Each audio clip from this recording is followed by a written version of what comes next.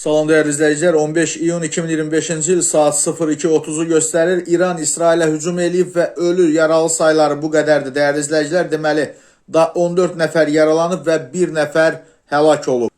Bu arada Sepahın polkovniki Mustafa Qasimi öldürülüb və bu barədə Telegram kanalları məlumat yayıb. Məlumata görə o İsrailin Kirmanşahdakı İmam Həsən bazasına endirdiyi zərbə nəticəsində öldürülüb və həmçinin İsrail İranın Müdafiə Nazirliyinin binasını da vurub. Məlumata görə hücum zamanı Müdafiə Nazirliyi nüvə qərargahı, nüvə laboratoriyaları və neft obyektləri əsas hədəf kimi seçilib. Bu zərbələr nəticəsində ərazidə ciddi dağıntıların baş verdiyi bildirilir. Azərbaycan dənizçiləri Aralıq dənizində müharibəni izlədiklərini əks etdirən görüntülər yayılıb və görüntülər sosial şəbəkələrdə deməli qısa müddət ərzində böyük marağa səbəb olub.